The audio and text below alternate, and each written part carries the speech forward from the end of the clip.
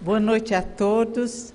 Alegria intensa em nossos corações, nessa casa maravilhosa que cuida da emoção, que nos desperta para a compreensão da importância de Jesus e de Kardec, e que ainda consegue impulsionar todos ao trabalho.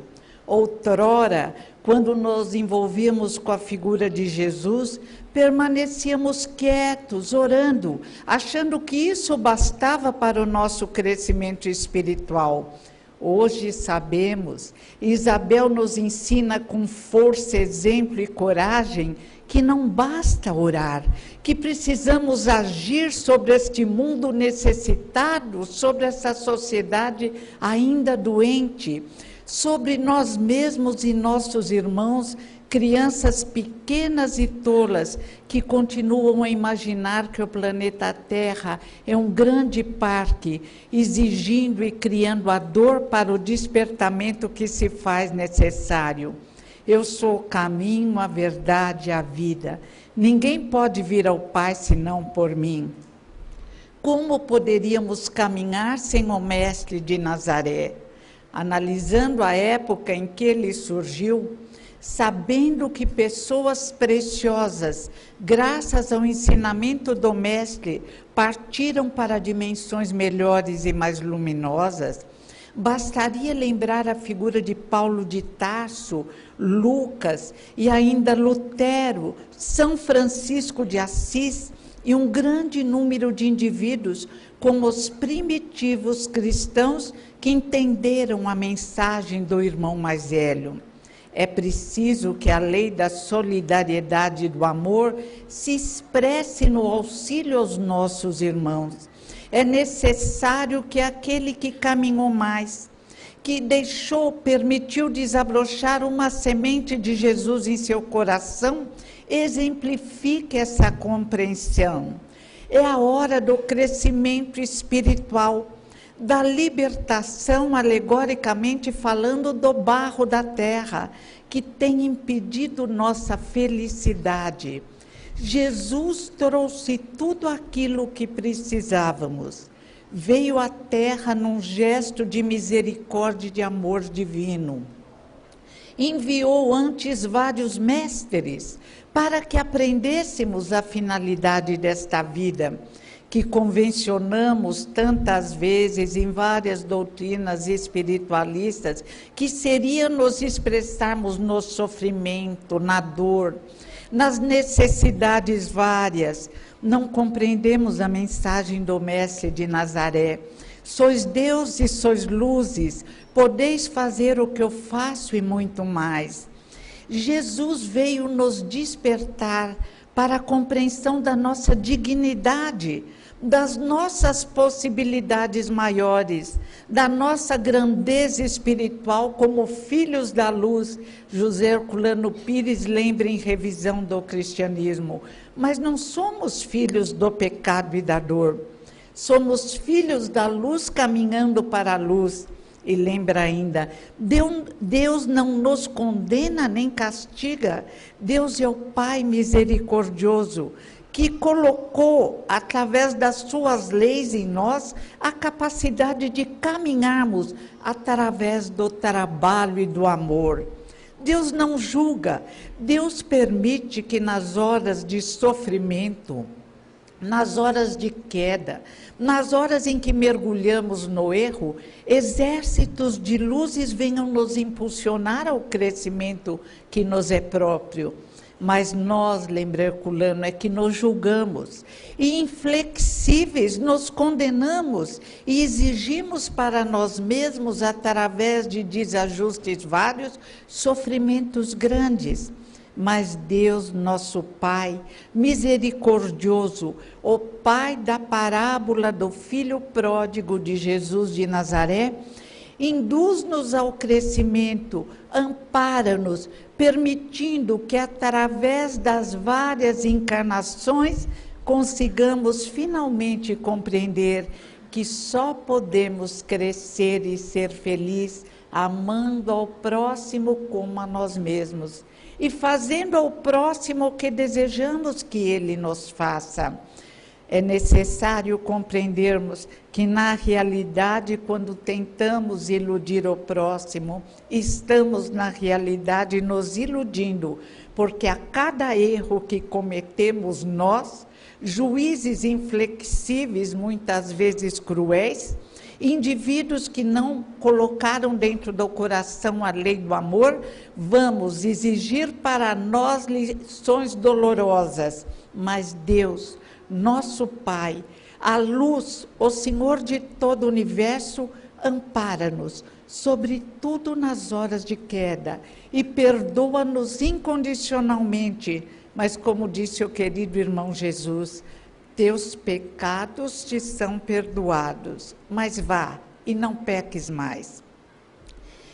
Recorremos a Solen Ash, um judeu, para tentar compreender melhor o mestre de Nazaré, e a Emmanuel, num livro lindo, Paulo e Estevão, Emmanuel, um espírito de luz, através da psicografia de Francisco Cândido Xavier, um exemplo de médium, humilde, simples.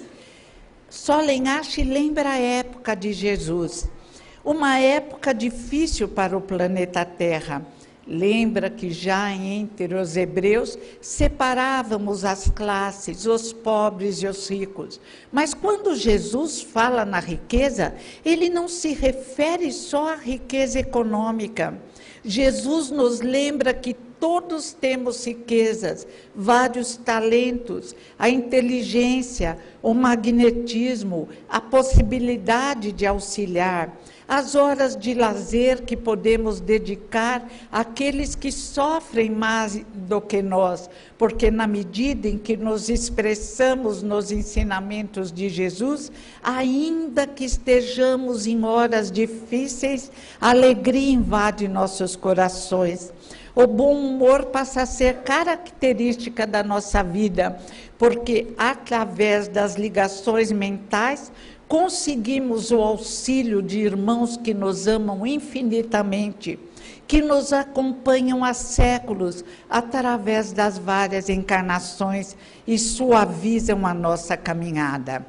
O templo que construímos entre os hebreus, semelhante aos templos que construiríamos mais tarde nas várias expressões religiosas, na incompreensão do religar, e a verdadeira religião religa ao plano espiritual superior, era riquíssimo. Ouro, ofertas preciosas, nós mesmos preparávamos e vendíamos as pombas, impedindo que os pobres tivessem acesso à purificação. Nós mesmos preparávamos os animais mais belos e os vendíamos, e nós julgávamos então que estávamos iludindo a Deus. E de outras vezes, na nossa ignorância, pensávamos que estávamos agindo de forma correta. Os sacerdotes, como mais tarde os políticos, como mais tarde algumas classes sociais, tinham todas as vantagens e toda a riqueza. O templo trazia muito ouro na sua ornamentação. A pobreza permanecia fora. A pobreza ia utilizar os resíduos conseguidos através da lavagem do couro dos animais sacrificados. Mas ali também já se caracterizavam os melhores e os mais necessitados. Os que trabalhavam para melhores condições de vida, e os revoltados, como Barrabás, que com toda um conjunto de indivíduos tentava fazer justiça através da violência, o que também a história nos prova que nunca deu certo. Quando Jesus surgiu, os rabis eram uma classe à parte, privilegiada. Em geral, ficavam em suas salas de estudos e ensinavam a todos como agir ao Torá, a lei dos hebreus. Jesus foi um rabi completamente diferente. Jesus surge como um raio de sol. Jesus surge com uma coragem acima da compreensão de sua época e da nossa época. Jesus desafia os grandes. Jesus dizia que veio reafirmar a lei, mas não contrariá-la. mas discutia qualquer ponto que não era a lei de Deus, era a lei dos homens. Foi assim que discutiu sobre a importância de se trabalhar no sábado. E diz, mostrando o desenvolvimento excepcional da sua razão: se vocês vão salvar uma ovelha que cai num abismo no dia do sábado, por que só vale o descanso para as coisas que não considero importantes? Chamou a atenção também dos saduceus, que eram mais materialistas, que não acreditavam. Aliás, o materialismo dominava e ainda domina nossos corações, porque quando nos convencermos realmente da espiritualidade, quando nos compreendermos como seres espirituais, consideraremos as coisas valorosas, os verdadeiros valores, acima dos bens da terra. Embora o livro dos Espíritos nos chame a atenção para a importância do uso dos bens da terra sem escravidão, sem os abusos.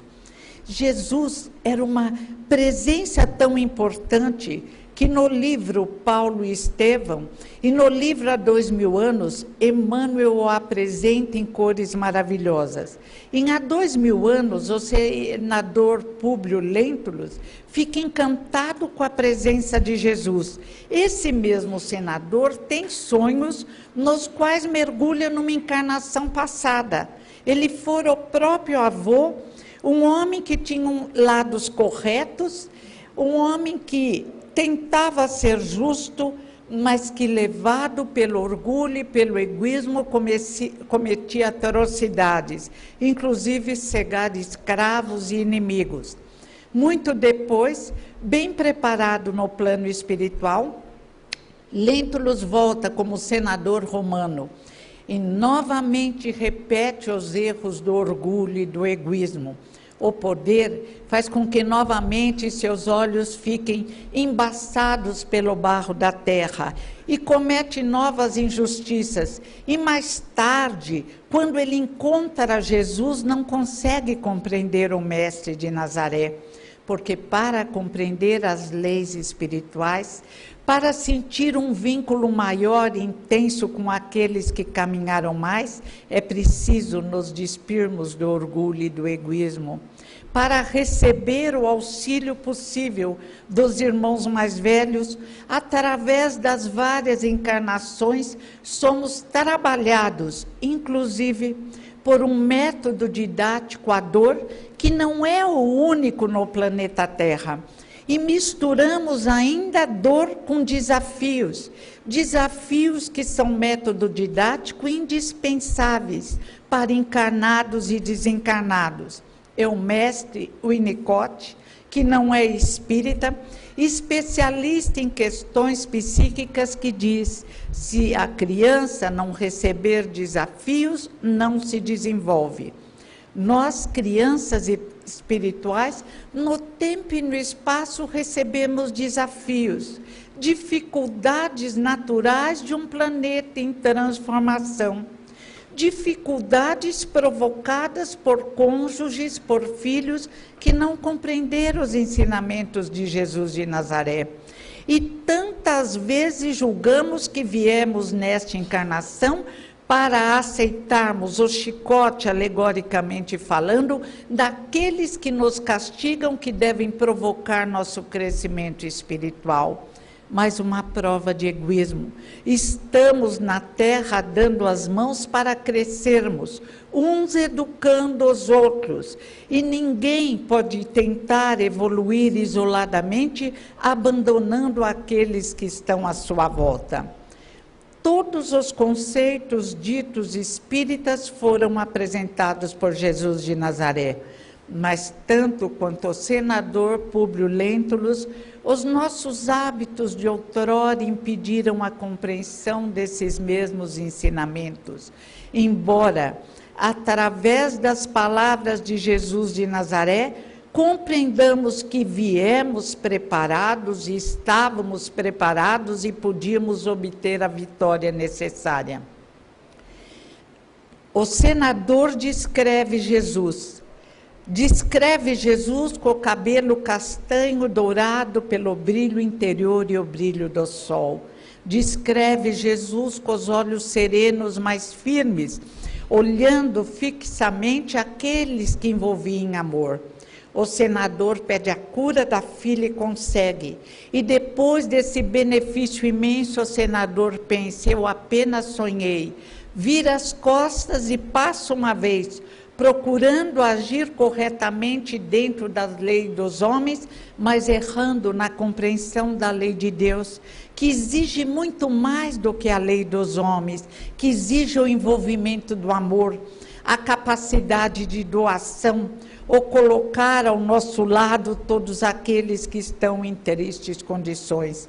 Jesus foi o primeiro rabi que frequentava a hospedaria onde estavam todos os marginalizados entre o nosso povo. O povo hebreu talvez fosse o nosso povo naquela época, ou o romano, ou o grego, mas nós estávamos ainda preocupados apenas com o nosso bem-estar. Segundo Solly Achen, Jesus chegava com suas vestes brancas e iluminava a taverna, a hospedaria onde se reunia a escória judaica. Nunca antes nem depois um rabi comeu junto com aqueles deserdados do mundo. Nunca antes nem depois um senhor da sabedoria das leis conversava com aquele pessoal humilde e perguntava por seus familiares. E quando Jesus falava, as palavras de conforto despertavam um sorriso nos rostos sofredores. E até hoje, mais de 2000 anos depois, as palavras de Jesus, lidas sobretudo no Evangelho segundo o Espiritismo, em um trabalho magnífico do mestre de Leon Kardec, assessorado pela equipe do Espírito da Verdade, curam as nossas chagas interiores, consolam-nos nas horas difíceis, estimulam-nos ao exemplo nas horas conturbadas da nossa vida, que todos enfrentam. Não há o que reclamar, são desafios que provocam o desenvolvimento dos nossos neurônios também no corpo físico, da nossa capacidade de pensar e de agir. São desafios que permitem a nossa ligação espiritual com aqueles que nos antecederam, com aqueles aos quais nos vinculamos exatamente através das várias encarnações. Jesus fala da reencarnação. Primeiro lembra que João Batista foi Elias, que fizeram com Elias o que quiseram. E depois fala claramente a Nicodemos: é preciso nascer de novo. Nicodemos era também um rabi, honesto, estudioso, sábio, que respeitava Jesus de Nazaré. E o respeito de Jesus a Nicodemos aumentou quando Jesus falava: não vim destruir a lei, mas cumpri-la. Ou seja, a lei de Deus, os 10 mandamentos devem ser respeitados. Se seguíssemos os 10 mandamentos recebidos pelo médium Moisés, a nossa caminhada seria mais suave. Mas Nicodemos, com toda a sua sapiência, não entendeu Jesus de Nazaré. Embora o povo judeu acreditasse na reencarnação numa forma confusa, misturada com ressurreição. E Nicodemos pergunta, assustado, a Jesus: como, mestre? Dizes que eu devo nascer de novo? Mas como vou eu, um velho, voltar ao ventre da minha mãe? E Jesus disse: Nicodemos, Nicodemos, se não me entendeis quando vos falo das coisas materiais, como me entenderíeis se vos falasse das coisas espirituais? Mais de 2000 anos depois, apesar da reencarnação surgir já no horizonte primitivo, entre os esquimós, entre os africanos, chineses, japoneses, Egito, em toda parte, misturada com superstições, com erros vários, havia consciência de que uma encarnação, melhor dizendo, intuição, não seria suficiente para o nosso crescimento pleno. de que precisaríamos de vários anos escolares, várias experiências, várias oportunidades. Se o grande Lutero se confundiu a respeito dos ensinamentos de Jesus, esse missionário magnífico e corajoso, mas que não compreendeu a reencarnação, se o grande Lutero temia o inferno, achando que éramos no nascimento já destinados ao céu ou ao inferno, se o grande Lutero foi na onda da nossa proibição sobre a reencarnação, porque orgulhosos não admitiríamos nascermos como escravos, se o grande Lutero teve essa dificuldade, se Nicodemos teve essa dificuldade, à medida que os indivíduos se desenvolvem, que a fileira desse colar de pérolas, como dizia Buda, vai aumentando, estamos no momento apto para compreendermos melhor o conceito de reencarnação, para tirarmos os entraves que colocamos sobre esse conceito misericordioso,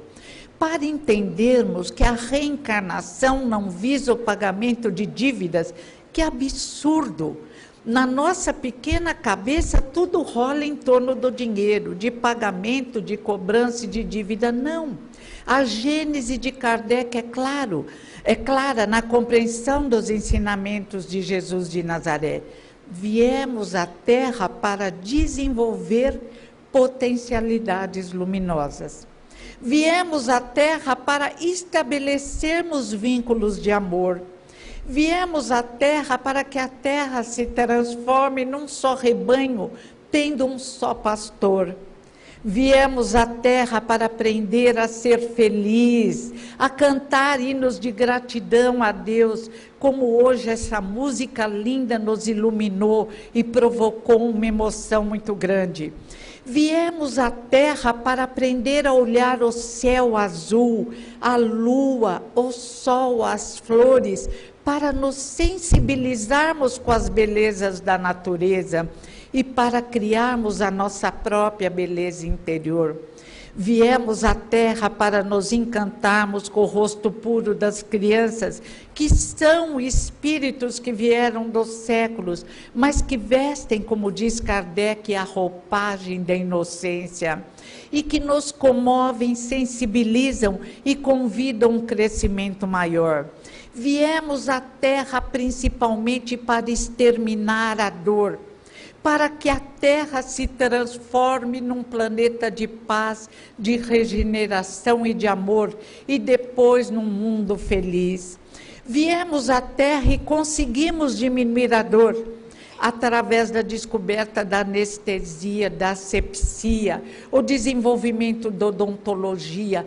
Todos especialistas tão bem apresentados, por exemplo, num livro não espírita, mas magnífico, Um Século de Cirurgia, que vai mostrando desde o feiticeiro curandeiro até o médico do século XX. E agora exige-se um novo livro para apresentar os libertadores da dor do século XXI, que se iniciam no estudo da célula-tronco, que já utilizam o raio laser. Tudo nos prova que a finalidade da existência é libertar da dor. Mas se continuamos a cultuar a dor, mantendo a dor através das nossas palestras, através dos nossos desejos, esta sombra permanecerá no planeta Terra. Ah, mas dirão os menos avisados, mas podemos evoluir sem dor? Se a dor fosse insubstituível, não haveria o progresso para extirpá-la. Se a dor fosse insubstituível como método didático, as primitivas igrejas cristãs, baseadas nos ensinamentos do Mestre de Nazaré, não se preocupariam em cuidar dos doentes, pelo contrário, aumentaríamos o sofrimento dos doentes para que a evolução fosse mais rápida. Ou compreendemos Jesus através da reapresentação de Kardec, diz Herculano Pires em Ciência Espírita, Ou atrapalharemos a caminhada deste querido planeta, desta escola magnífica que nos acolhe com todo amor. A hora, com o desenvolvimento da física, com o desenvolvimento da química, da sociologia, da psicologia, da psicanálise, é de crescimento, é de compreensão, é de utilização do raciocínio. Se as reencarnações visassem o pagamento de dívidas, o indivíduo viria cada vez pior. E, nesse caso, Deus seria um terrível agiota que exigiria de cada um o pagamento com juros e correção monetária. De um mal, diz o Livro dos Espíritos, Deus faz com que surja um bem. E a Gênese completa, mas a maioria dos males é criação do homem. A guerra, a fome, o terrorismo, os atos de crueldade, as drogas, são criação do homem. Nós, indivíduos da Terra, por inércia, por permanecermos estáticos, apesar de vindos dos séculos, apesar de profundamente trabalhados por mestres enviados por Jesus de Nazaré, apesar de termos tido entre nós reencarnado num corpo de carne em tudo semelhante ao nosso, diz a Gênese de Kardec, num capítulo magnífico, Jesus, Milagres e Profecias, e completa, do ponto de vista físico, o corpo de Jesus era em tudo semelhante ao nosso, a isso a grandeza espiritual. Mas o que fazia grande diferença, diz a Gênese, é que o seu corpo energético foi retirado das partículas melhores do planeta Terra, o corpo de luzes ou sombras. No caso de Jesus, o corpo perispírito mais puro que veio à Terra, que atendia aos pensamentos daquele Espírito Divino, cuja grandeza começamos a aquilatar, mas que vamos ainda necessitar de muita reflexão para o compreendermos na intensidade do seu amor, desse amor incondicional, desta luz que continua entre nós num processo divino de libertação. Se não houvesse a reencarnação, vamos supor que depois do desencarne encontrássemos um céu ou um inferno, como pensava Lutero. Se fôssemos destinados, como achava o querido Lutero, que muito amamos e respeitamos, que fez um trabalho magnífico na libertação dos símbolos, como lembra Herculano Pires no livro Espírito e o Tempo, mas se, após a morte, ficasse alguns no céu, outros no inferno, outros no purgatório, haveria a destruição da família. Diríamos então, como a materialista Simone de Beauvoir, viver para quê? Fazer amigos, ler livros, admirar obras de arte, se morremos, e no caso de Simone ela diz, tudo se acaba.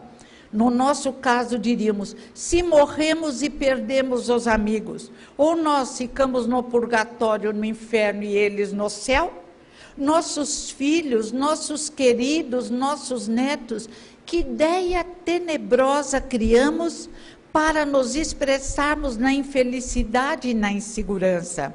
O grande Lutero morria de medo de ir para o inferno, e quando a filhinha morreu, ele ficou louco de dor e dizia, não, ela deve ter ido para o céu porque ela é um anjo.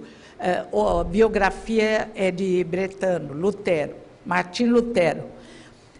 Que mundo significaria, valeria por uma vida para depois perdermos o nosso contacto? Que triste se um dos nossos queridos fosse destinado eternamente ao inferno. Que triste se os nossos amados permanecessem no sono durante séculos, esperando um despertar que poderia vir ou não. E como seria esse despertar? Qual o instrumento de expressão? A reencarnação traz a lógica. Não é à toa que era admitida por Sócrates. Não era à toa que encantava Platão, que se lembrava de várias encarnações anteriores. O Dr. Ian Stevenson escreveu um livro, 20 casos sugestivos de reencarnação, um livro belíssimo, embora ele não é espírita, tenha o direito de fazer suas confusõezinhas, ele confunde um caso de subjugação com reencarnação, mas o livro traz informações preciosas. E agora saiu outro, esse ainda não li, Reencarnação entre os Europeus. E o doutor Hernani, nosso querido doutor Hernani, escreveu vários livros baseados em pesquisas sobre reencarnação. Mas como se faz a pesquisa sobre reencarnação? Primeiro, um fato normal na Índia, lá o Dr. Banerjee também brilha intensamente nessas experiências, deixa-se o indivíduo falar. Primeiro é ouvir as informações que o indivíduo traz, lembranças de outras encarnações, nomes de parente, depois a pesquisa. Vamos até o local no qual ele diz ter vivido e vamos ver, é possível ter algum rastro desse indivíduo? Em muitos casos pesquisados pelo Dr. Banerjee, ele verificava a veracidade dos fatos. É essa doutrina maravilhosa que Jesus veio nos trazer.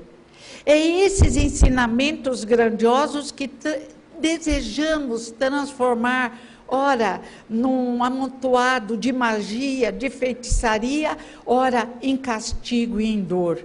Como não entendemos o Mestre de Nazaré? Eu sou caminho, a verdade e a vida.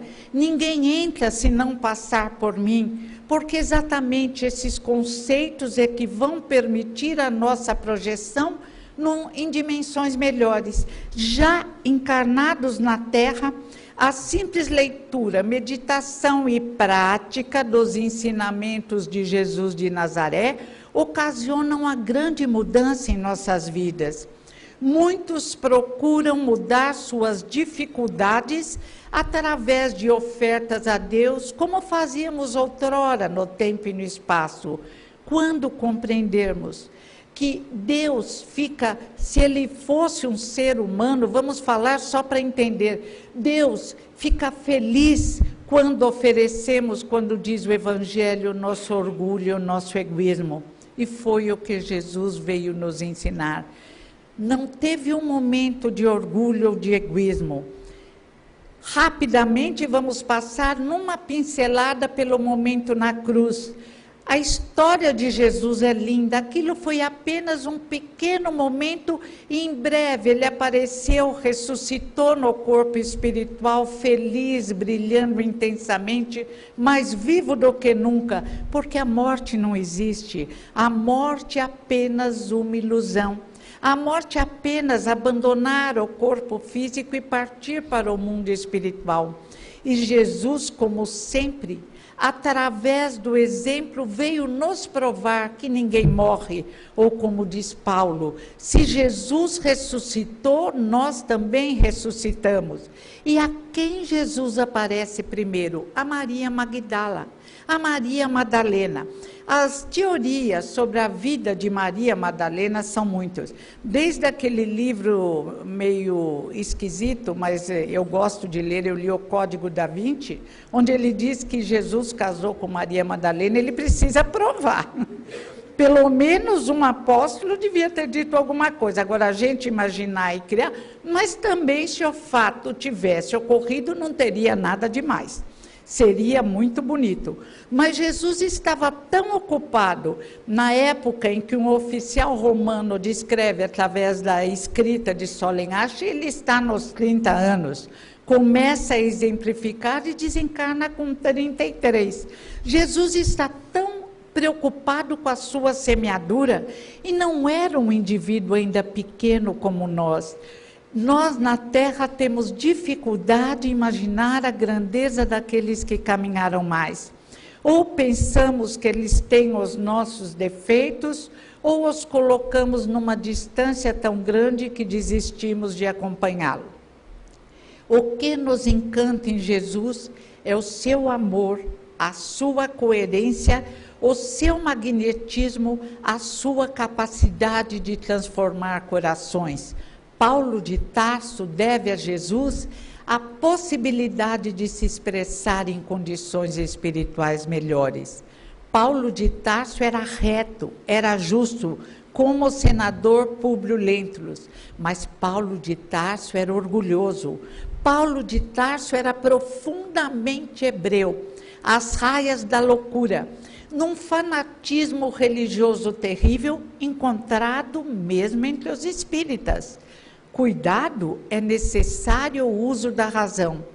Paulo de Tarso, como Saulo, matou irmãos hebreus, ordenou torturas, permitiu injustiças, mas quando ele encontra Jesus à porta de Damasco, quando ele recebe o impacto daquele pensamento do mestre de Nazaré, quando ele é envolvido por aquele calor amoroso, por aquelas energias especiais, ele cai ao chão e reverencia Jesus. Senhor, que queres que eu faça? Paulo de Tarso não começou a chorar com medo de ir para o inferno.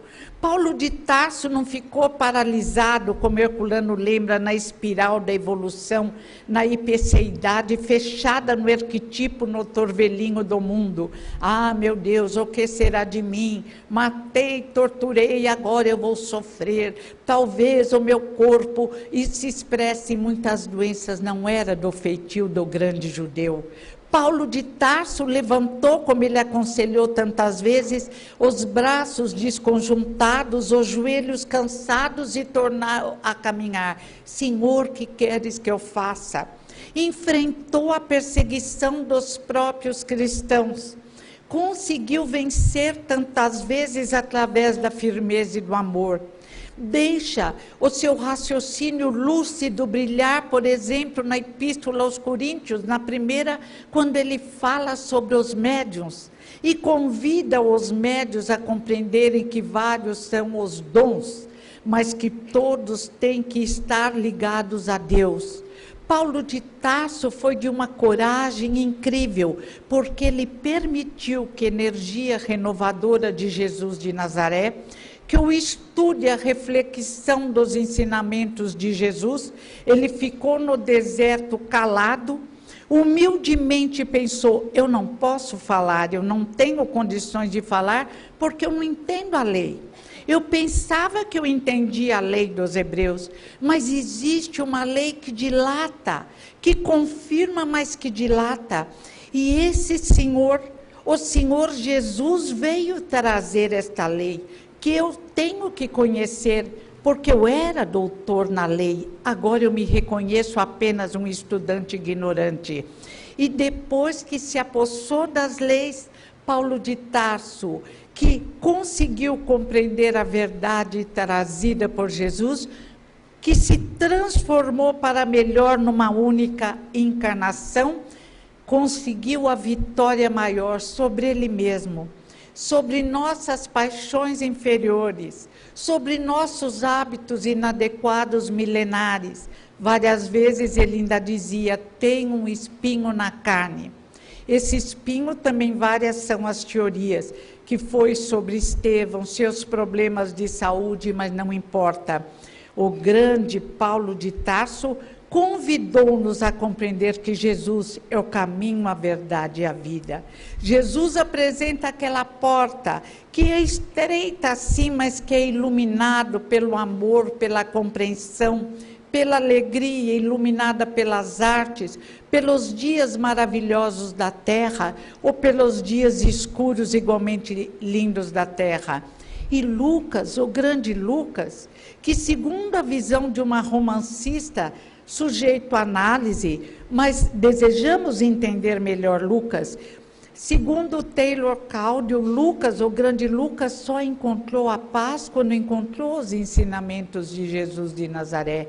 E acreditamos nisso, porque o senador Públio Lentulus, através da credibilidade do médium Francisco Cândido Xavier, nem todos os médiums são dignos de credibilidade, nem todos os espíritos trazem verdade, mas Chico foi impecável graças ao seu desenvolvimento moral, ao seu amor ao próximo, ao seu desinteresse pelas coisas materiais, Paulo de Tarso, o grande Paulo de Tarso, conseguiu se modificar.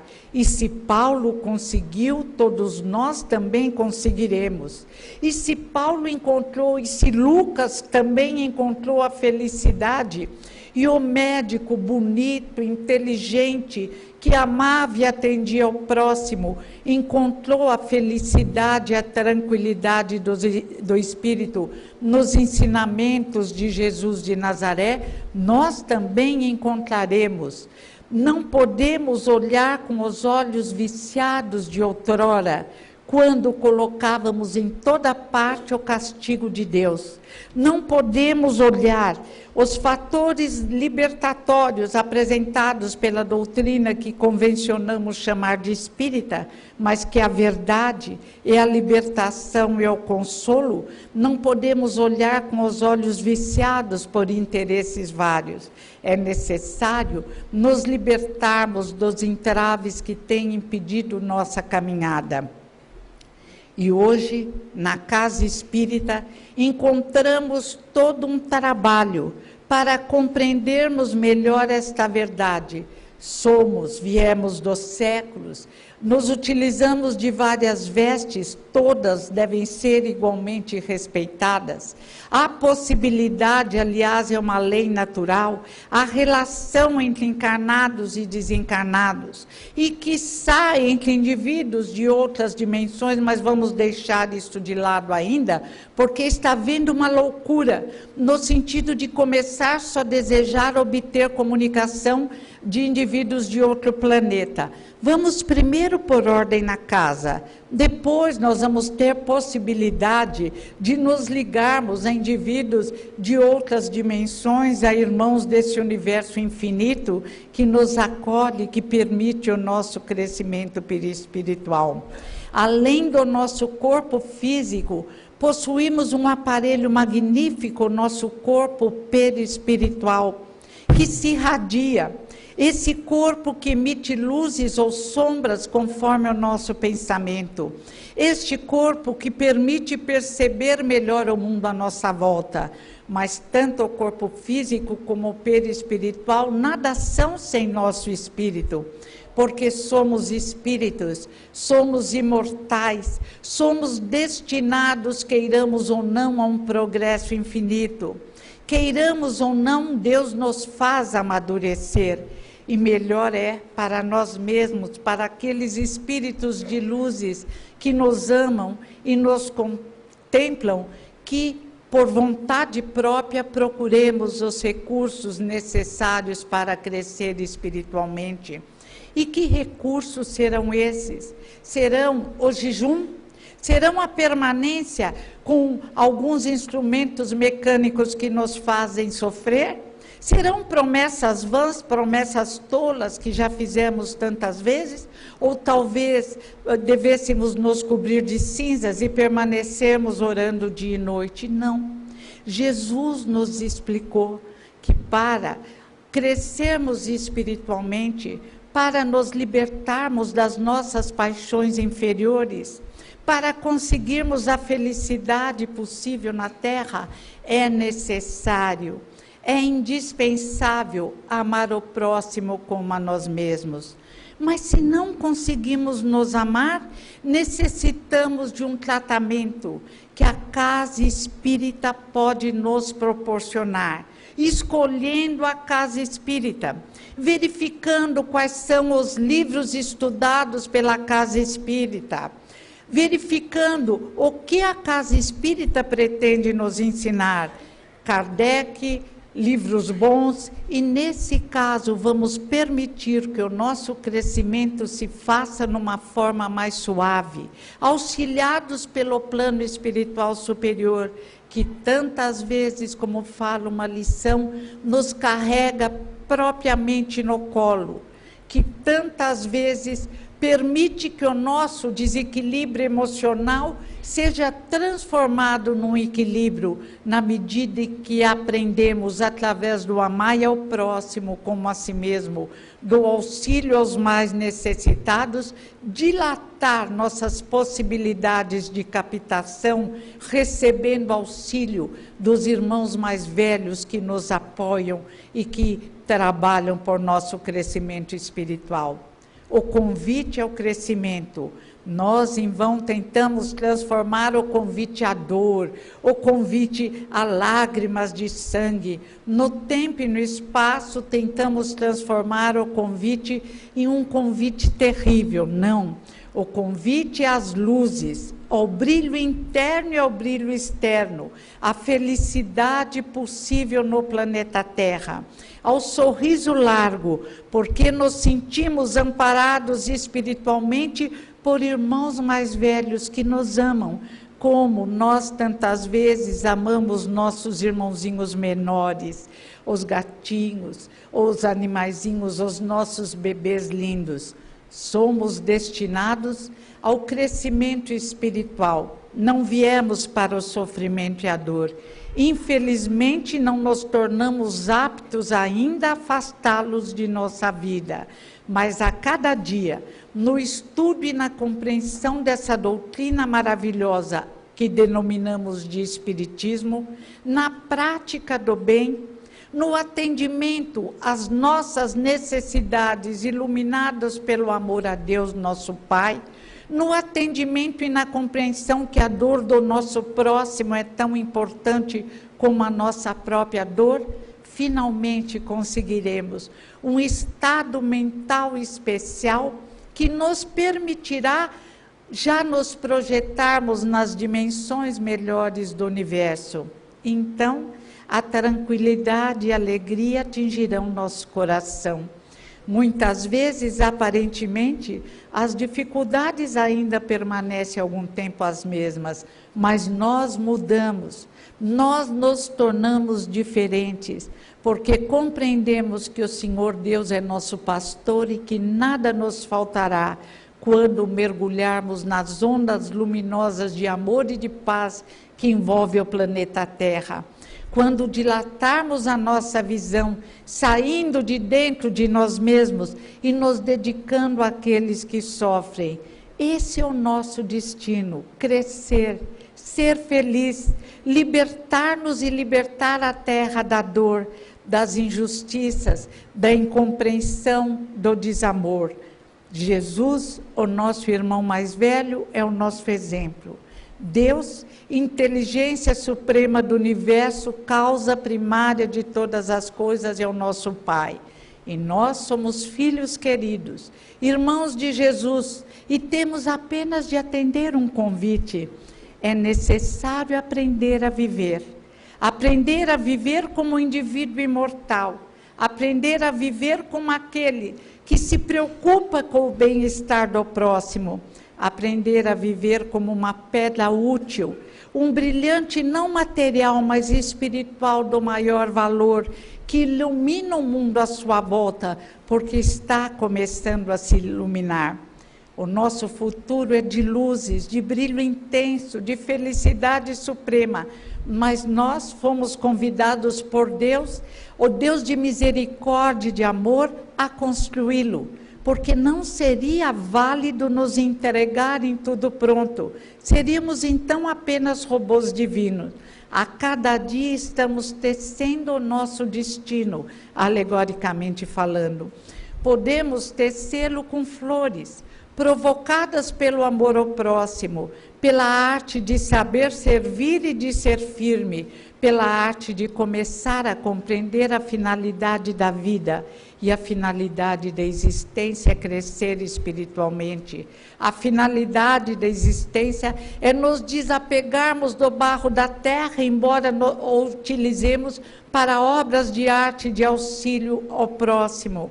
A felicidade da existência, a finalidade é seguir os ensinamentos de Jesus de Nazaré, que convocou-nos a nos compreendermos não como espíritos devedores, sofredores. Isso foi a nossa análise real até. Mas Jesus nos convocou a nos compreendermos como filhos de Deus, como espíritos de luzes que devem acendê-las através do amar a Deus sobre todas as coisas e ao próximo como a si mesmo. O convite à alegria, à felicidade.